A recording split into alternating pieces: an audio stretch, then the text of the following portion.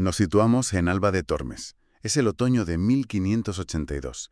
En una celda bastante humilde hay una mujer agotada. Agotada es poco. Sí, agotada por la enfermedad y por haber recorrido, literalmente, media España a pie. Es Teresa de Jesús. Y está en sus últimos momentos. Exacto. Una mujer que ha fundado 17 conventos, casi de la nada, que se ha enfrentado a nobles, a la propia Inquisición, que ha escrito libros que, cambiarían la mística para siempre. Y entonces pronuncia sus últimas palabras. Y no son una revelación teológica compleja, son algo mucho más personal, casi un suspiro de alivio. Dice, al fin muero hija de la Iglesia. Que esa frase al fin es la clave de todo. No es una frase de devoción y ya está. Es una declaración de victoria después de una batalla. Larguísima. Y muy peligrosa. Pues esa batalla y esa victoria son justo el centro de nuestro análisis de hoy. Vamos a sumergirnos en esos últimos días de Teresa, en el fascinante proceso que la convirtió en santa, y en cómo su figura, forjada en la Castilla del siglo XVI, acabó inspirando una de las obras de arte más famosas de Roma. Y para hacerlo contamos con un material de primera mano, que es extraordinario. Por un lado, los testimonios jurados de la gente que la conoció. Como las declaraciones de un juicio, casi. Exacto. Y por otro, su propia voz, sus cartas, sus escritos, que nos permiten contrastar esa imagen pública con lo que ella sentía de verdad. Nuestra misión, entonces, es esa: ir más allá del ícono para encontrar a la mujer. ¿Cómo se construye un legado así? Vamos a desgranarlo. Para empezar, por esa frase. Sí, para entender ese «al fin muero hija de la Iglesia», hay que rebobinar un poco. Sus últimos años son de una actividad frenética. La imagen de la monja anciana retirada es completamente falsa. Totalmente. De hecho, la última carta que conservamos la dicta. Ya ni siquiera tiene fuerzas para escribirla ella misma. ¿Y a quién se la dicta? A su compañera inseparable, Ana de San Bartolomé. La dicta de camino entre Valladolid y Medina, poquísimos días antes de morir en septiembre de 1582. Y no es una carta de despedida, ¿verdad? Para nada. Es una carta de gestión. Está preocupada por los asuntos de sus conventos, dando instrucciones. Es la Teresa organizadora hasta el último aliento. Es increíble. Una mujer al borde de la muerte y su cabeza sigue en los detalles prácticos. Bueno, ese último viaje la lleva a Alba de Tormes y ahí la enfermedad ya no la deja seguir. Y es ahí, rodeada de sus monjas, donde pronuncia esas palabras. Has dicho que son una declaración de victoria. ¿Victoria contra qué? ¿O contra quién? Victoria contra la sospecha. Y la sospecha tenía un nombre muy concreto: la Inquisición. Claro. Hoy la vemos como un pilar de la Iglesia, pero durante buena parte de su vida fue una figura incómoda. Muy incómoda para el poder. Una mujer que decía tener visiones de Dios, que escribía sobre su vida espiritual sin ser teóloga, y que además lideraba una reforma. Era el perfil perfecto para acabar en un proceso por herejía. Claro, en la España de la Contrarreforma, eso de tener una línea directa con lo divino, sin intermediarios, era, como mínimo, peligroso. Peligrosísimo. Sus propios escritos fueron examinados con lupa. Ella misma cuenta con bastante ironía en sus cartas cómo le confiscaron el libro de la vida y tuvo que esperar años para que se lo devolvieran. O sea, que no es una exageración, la amenaza fue real, muy real. En los propios documentos de la canonización, los testigos admiten que fue llevada a diversos tribunales por sospechas de su modo de vivir. La posibilidad de ser considerada una alumbrada, una falsa mística, estuvo ahí siempre. Entonces, esas últimas palabras, «al fin, muero hija de la Iglesia», no son solo fe, son un «lo conseguí», un «he llegado a la meta sin que me condenen». Exactamente. Es el alivio de saber que toda su obra, toda su vida, no va a ser borrada por una acusación de herejía. Es el sello final a su lucha.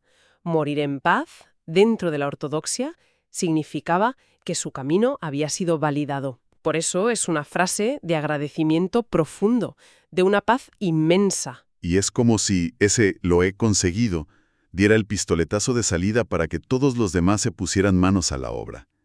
Porque una cosa es morir como una santa. Y otra muy distinta es que Roma te lo reconozca.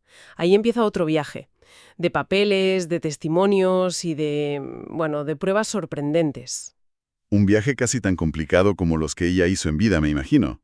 Pues sí, el proceso de beatificación era, en esencia, un juicio póstumo. Y como en todo juicio, se necesitaban pruebas. Se enviaron comisiones a todas las ciudades donde había vivido y se interrogó bajo juramento a decenas de personas. Claro, no bastaba con decir, era una buena persona. Haría falta un argumentario casi legal, ¿no? Evidencias. Exacto. La palabra clave es evidencia. La Fiscalía de la Iglesia pedía pruebas en 3 categorías muy claras. La primera, la base de todo, las virtudes heroicas. O sea, no bastaba con ser buena. No, había que serlo en un grado extraordinario. Los testigos hablan de su humildad y dan ejemplos concretos. Anécdota, supongo. Sí, como una fundadora y escritora famosa se ponía a fregar los suelos, ayudar en la cocina, ejercitándose en todos los oficios humildes y bajos de su convento. Buscaban demostrar que su santidad era práctica, del día a día. Entiendo. Y además de la humildad, Pues se documentaba su paciencia ante las dificultades, que fueron, innumerables, y su obediencia. Esto era clave, demostrar que, a pesar de su carácter y su liderazgo, se sometía a la jerarquía. vale, tenemos las virtudes. La segunda categoría, me imagino que es la más espectacular. Los milagros, claro, se necesitaba la intervención divina y los documentos recogen varios casos. ¿De qué tipo? Pues hay curaciones, como la de una sirvienta de doña Luisa de la Cerda, en Toledo, que tenía un dolor de muelas y oído terrible y que sanó, según los testigos, después de que Teresa rezara. Y luego hay casos más llamativos, como el de un niño, sobrino suyo, que al parecer cayó a un pozo, lo sacaron sin vida y revivió después de que ella lo tomara en brazos y rezara sobre él. Hechos que hoy, analizaríamos de otra forma, pero que en el siglo XVI eran la prueba definitiva. Y nos queda la tercera prueba, quizá la más impactante de todas, El cuerpo. el cuerpo. Y aquí es donde la historia da un giro casi de novela gótica. 9 meses después de su muerte, en julio de 1583, una figura clave de la Reforma, el padre Jerónimo Gracián, llega a Alba de Tormes y ordena abrir el ataúd. 9 meses, en Castilla, después de un verano. Imagínate lo que esperaban encontrar. El proceso natural de descomposición, vamos. Claro, pero lo que encuentran es increíble. Los testigos bajo juramento describen un cuerpo intacto, flexible, tan entero como se enterró. Increíble. Pero lo más sorprendente de todo, afirman que, al abrir el féretro, salió una grandísima fragancia y buen olor. Como a flores, a perfume. Imagina el impacto de la escena. Es brutal. Es la prueba física, no, la que no admite discusión en esa época. Y este punto es crucial para entender la mentalidad del siglo XVI. Para nosotros suena macabro. Para ellos era la evidencia definitiva. Un cuerpo que desafía las leyes de la naturaleza era la firma de Dios. La prueba del algodón, por así decirlo. Era un sí rotundo del cielo. No había más que hablar. Y es en ese momento, claro, cuando empieza el fervor por las reliquias. Ahí empieza todo. Inmediatamente. Es el propio Gracián quien, en esa primera exhumación, le corta una mano como reliquia. Con el tiempo se extraerían más, como el corazón.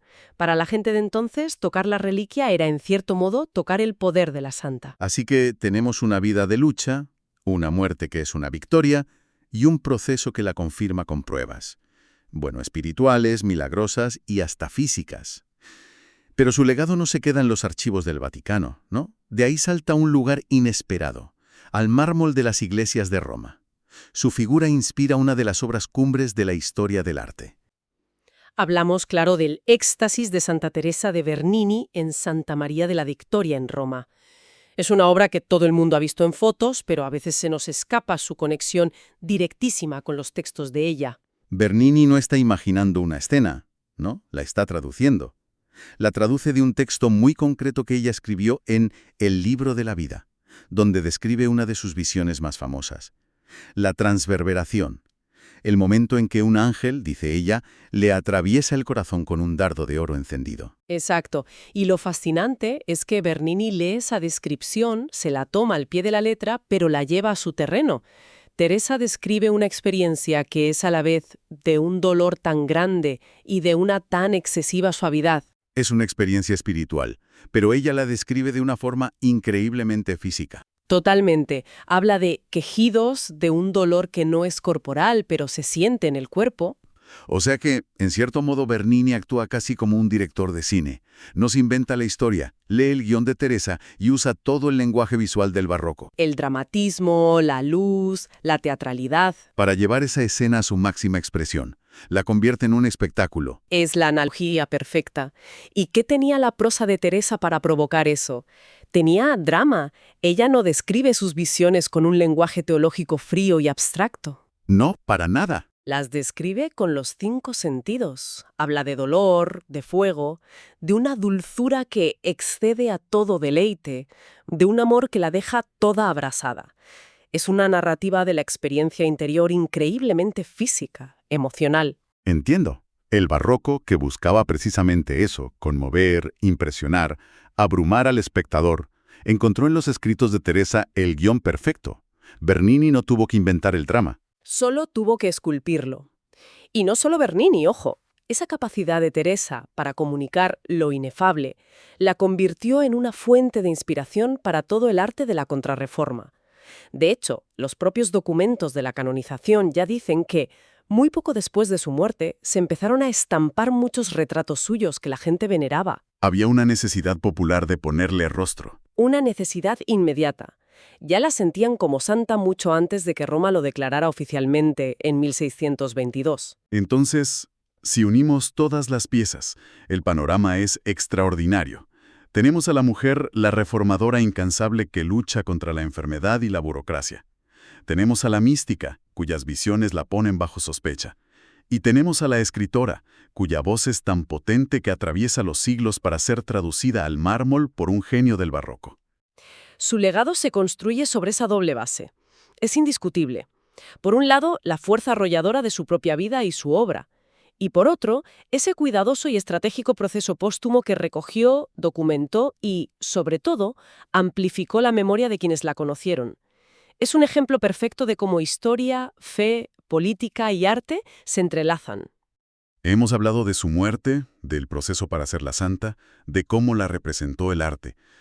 Pero me da la sensación de que, después de todo, la forma más auténtica de acercarse a Teresa sigue siendo, simplemente, leerla. Sin ninguna duda.